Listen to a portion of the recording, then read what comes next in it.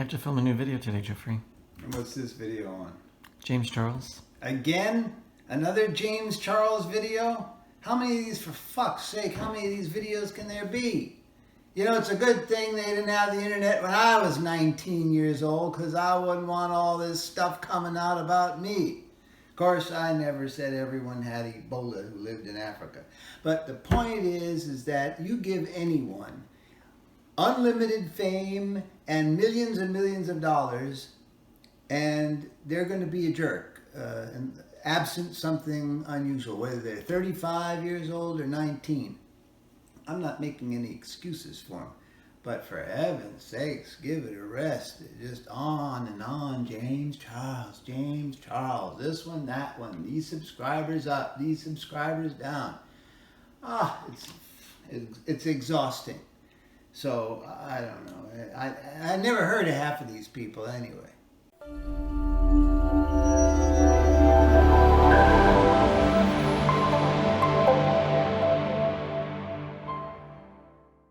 Hey guys, and welcome to Mango Tea, and thank you so much for joining me today. My name is Steven Mango, and I'm a drama channel that talks about beauty, drama, and the beauty community. So if you want to stay up to date on all my videos, please make sure to go down below and click on that subscribe button, as well as the bell icon right next to it, so you stay notified whenever I release a new video, and so you stay up to date on all the latest YouTube drama. So today we're going to be making yet another video on James Charles, but it's going to be a little bit different than some of the other channels and drama channels that are covering the James Charles matter. Today we are going to be talking a little bit more about James Charles's mental state, online bullying, and is James Charles actually okay during all of this? After losing 3 million subscribers, being one of the most unsubscribed YouTubers in history, this is going to really affect someone like James Charles. So we're going to get into that today, as well as James was actually spotted out in Australia at the airport, probably coming back to America, and he got caught by the paparazzi. We're going to be talking about that in terms of a publicity stunt.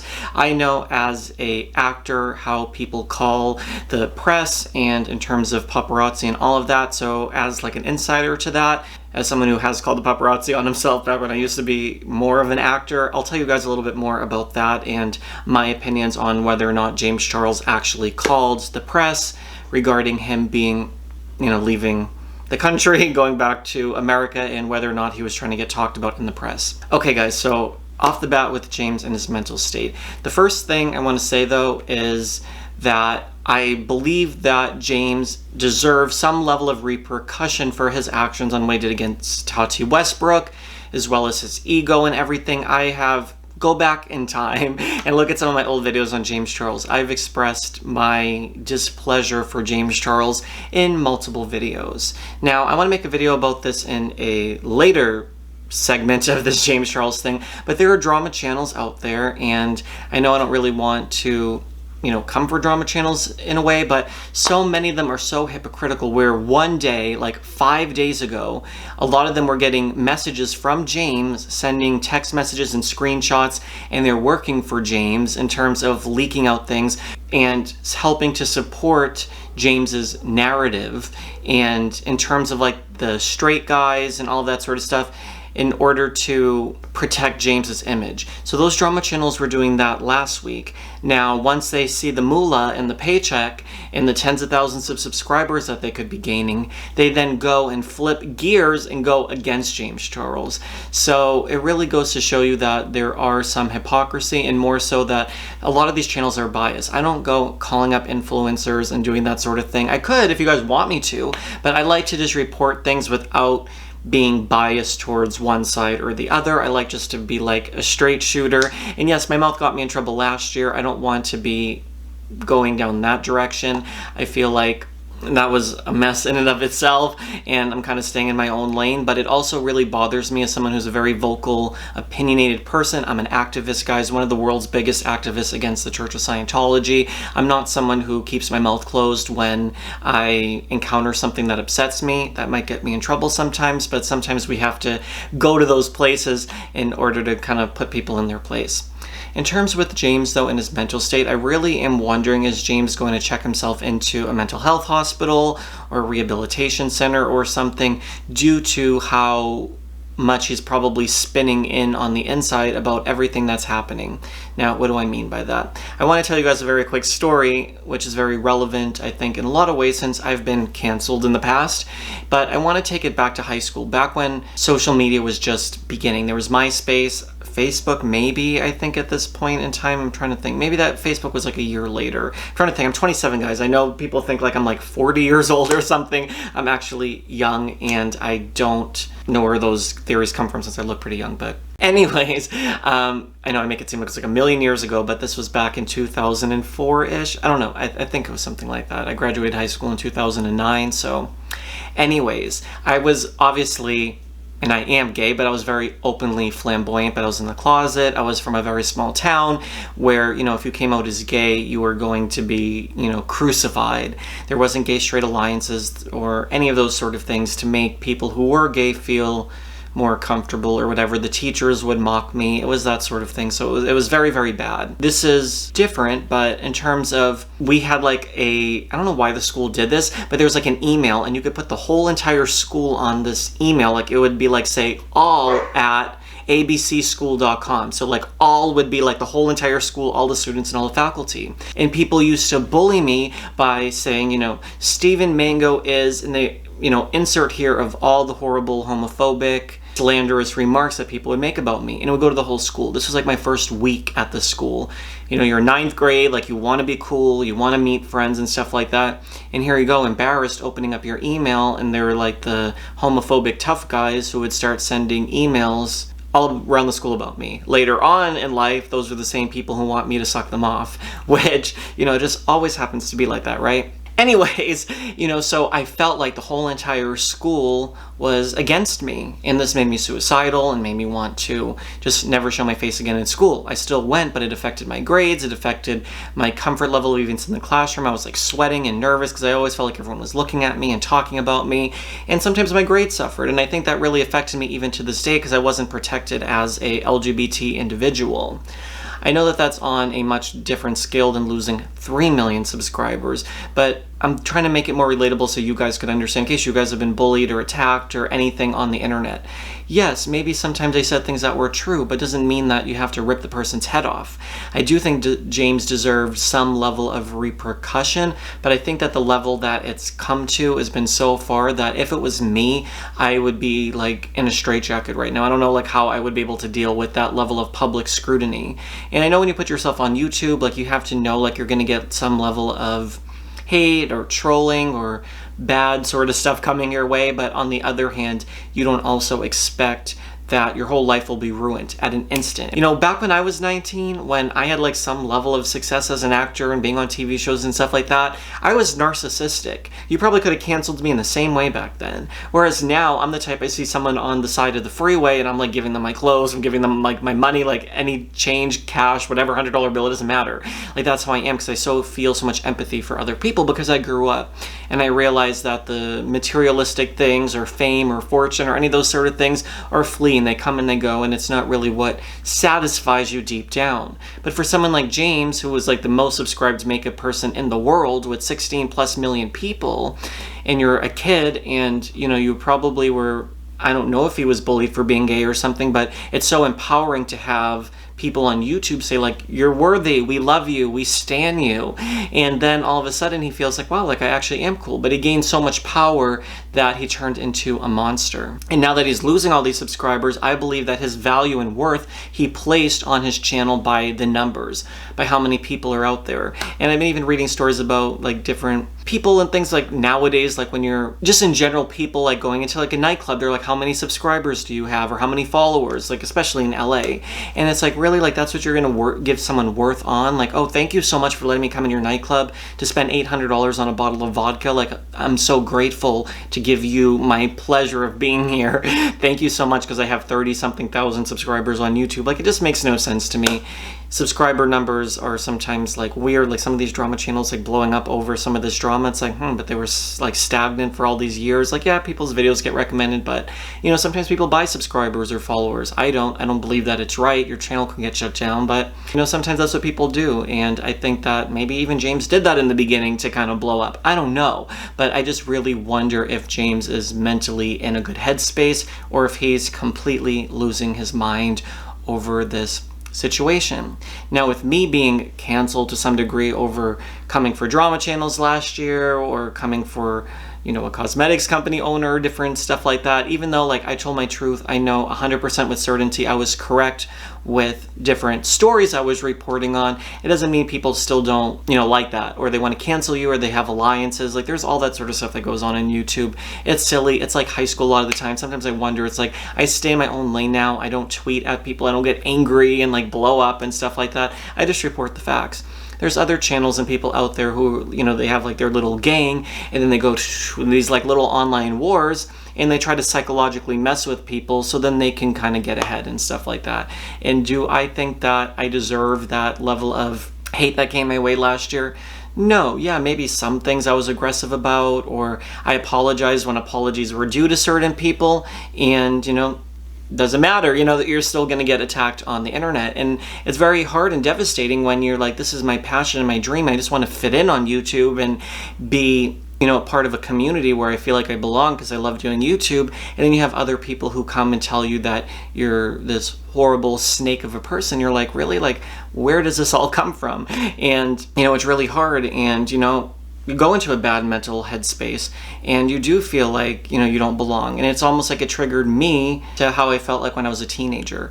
And the same sort of mental sort of stuff came up for me. And I know that James, like I said, deserves some level of this, but I don't see anyone else really asking, like, is James Charles okay? Like, what's going on? He hasn't posted, like, hey, like, I know there's a lot going on, but I'm just staying the best I can to, like, meditate or feel, you know, making amends to people or anything like that. I don't see him posting anything about that. So for someone who's a big social media influencer type to kind of be silent really shows like something's probably really going on with his mind.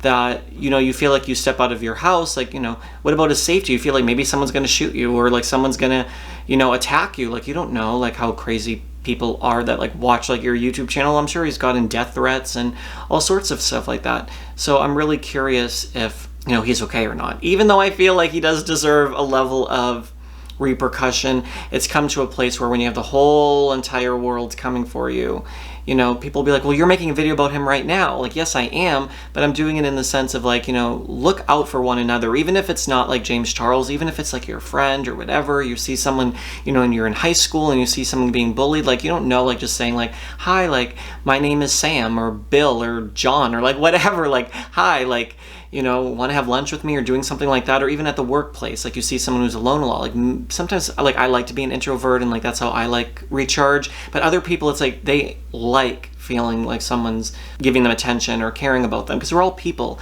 And at the end of the day, you have to think that we all make mistakes. You probably did similar things to James Charles maybe and backstabbed a friend when you were 18, 19, 20 years old. And could you imagine if you lose millions of fans and all your sponsorships, or you start losing everything that you work so hard for? Does he deserve that? Like, yes, maybe, no, I don't know. I'm curious what you guys think about that. But with regard to this whole, like, all these people are saying like, oh my god, James Charles, like, called like the paparazzi, like, how do they know he was at the airport? James, how are you? Any comment? Is Tati correct in what she's been saying? Do you sexually harass straight men, James?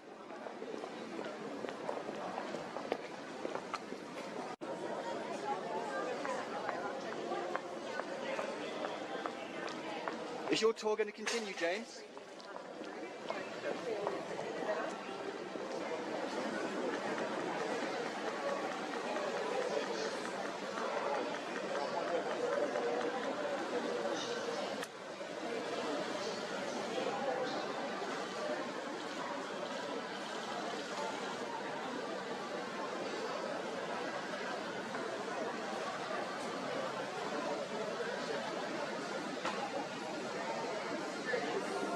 Firstly, I'm sure you know, it's not hard to pull up people's plane itinerary. I know that sounds crazy, but you can pull up people's flight itineraries. I'm sure, you know, he could even have leaked it out to people of when he was leaving Australia, or maybe he talked about it. People know where he's staying at the hotel. They can follow him to the airport. For James to call up and be like, hey, like, I'm gonna be at Terminal B, like, can you come and shoot me? Like, we're pulling up in 5 minutes, I'm gonna be coming out, like, could you come and follow me into the terminal? Like, yes, there are celebrities who do that, like at LAX especially. There's always paparazzi at LAX. I'm sure, like, I could find out when James is landing myself and go there and film him deboarding the plane if I was really so compelled to do so. I don't really feel like I want to be bothered by that, but I'm sure there's paparazzi there. They're going to know when he's landing, and they're going to be shooting him at LAX with a camera. They're going to be shooting him. And, you know, there's probably going to be a lot of fans and people saying different things, and that's what happens when you land in Hollywood. There's always celebrities deplaning or boarding planes, so there's paparazzi always stationed there. And yes, when you know you're going to be boarding, you can text a TMZ guy and say, hey, I'm going to be landing at 7:05 at JetBlue Terminal, and then there'll be some camera guy there. You have to be somewhat relevant. Like, I can't do that at this point in time unless I'm like involved in some sort of drama. I'd have to be like on a TV show or doing something more relevant, or if I had like a lot more subscribers, I could probably do that if I really wanted to. Back in the day when I was on different TV shows and stuff like that, like they'd be outside of nightclubs, I had a fake ID and stuff like that, and you know, you'd be with other actors and you would have your publicist go up to the TMZ guys or other photographers and say, hey, my client Steve Mango, he was on this TV show last week, whatever, he wants to talk about blah blah blah, or he wants to do this publicity stunt or whatever, and they'll actually set it up. Like, it sounds so crazy, but they actually do set up a lot of those photo things. If I find something, I'll show you guys. Like, I'll put a little clip in here if I find something from like one of the past of me talking to the press or something like that. But wow. I like Britney Spears' new album. I'm a Britney fan. Oh, Team awesome. Britney. Now they've done Britney on Glee. Who would you like to see on Glee that hasn't been done yet? Good question. That's all him. That's me. I don't know. I like all their new stuff that they're doing, a lot of new pop music. So if any of these like current new album, like a Katy Perry maybe, or Katy Perry would be cool. it's not unheard of. Then people are like, well, it's because he's so dressed up and he's wearing heels and he's wearing his sister's merch and he's wearing a Balenciaga shirt or whatever.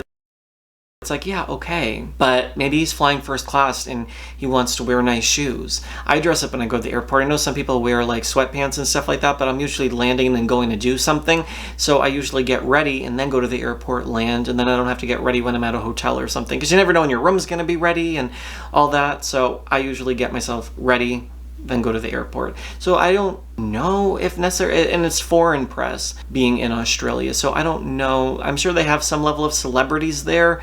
Obviously, you know, every country has their own celebrities, but in terms of like the Hollywood culture, like when you see people on like the Hollywood Fix Is It or one of those things with like Shane Dawson and some of the other ones, like even Jake Paul or FaZe Banks, like you see them like doing like these videos with that YouTube guy who does like Hollywood paparazzi sort of stuff. They definitely 100% call him. I could do it and probably call him and be like, hey, like I'm gonna be at the Grove, like can you shoot me? I have some very interesting YouTube drama I want to cover. I'm sure if I really wanted to, we could even do it as an experiment. If you guys see me on there, then I got myself on because I called him.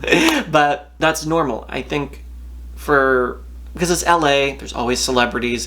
People make money, just like how on YouTube there's ad revenue. They make money like following these like YouTubers and famous people, and they get the exposure. For Australia, I don't know if it's like commonplace to be calling up the press being like, hey, here I am. He can do it in LA, but like what would his contact be in Australia to that? Like, yes, he probably has a publicist who could set that up, but he would have to have some connection. If you get a Hollywood publicist, it's like speed dial of like 100 people. And I even know in LA too, sometimes they'll charge you.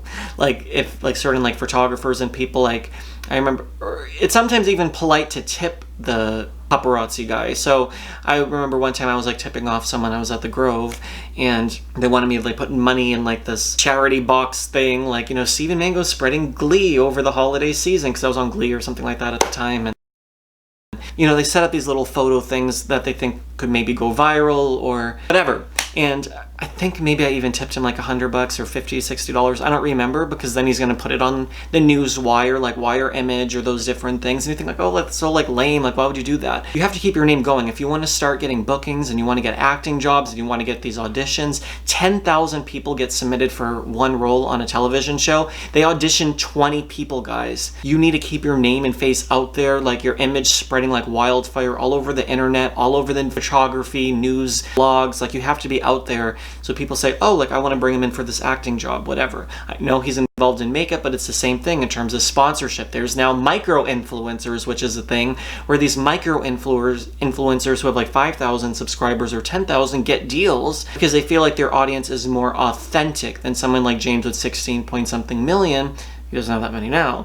But at that point, they think his rate's going to be incredible. Why should we spend 100 grand on an Instagram story with James when we could spend $100,000 on 1,000 influencers who can talk about it to their smaller audience, which may turn into more sales. So that happens too. So I think they also have to compete for sponsorships and deals and FaceTime on YouTube when there's so many people on there now. He might even like the scandal, guys. I mean, I'm thinking like he's in there crying in his room and, you know, he's losing his mind, but his hair was done, his makeup was done, he was dressed up. I think if it was me, like I would look like I said, like I'd belong in like a mental institution. Like my hair would be a mess. I'd be drooling. I'd be like, my shirt would be ripped. Like I just feel like I would be greasy. I wouldn't show my face. I'd have like, you've seen celebrities even stuff too. You know, like they'll cover their face with like a coat. Like he didn't seem like he was traumatized. Like he was like, you know, strutting around, and the paparazzi guys like, James, like, are you assaulting straight guys and stuff? And he's just like walking. That could be a defense mechanism too, but I think that for him to be even dressed up and all of that, I don't know if he tipped off the paparazzi. I kind of convinced you guys that celebrities do end up doing that. I think they knew where he was, and when there was a scandal, these Australian press said, hey, we're going to capitalize and get him maybe to make a statement, and then it's going to blow up around the world. So I think that's what the Australian press were thinking. I don't know if James necessarily called them. If it's Steve Mango, maybe I would have called them, but not in that case, like not for like bad attention. But if I was like one of my friends, he was on the TV show The Mentalist, not my friend anymore, that's a whole nother video, but this was years ago.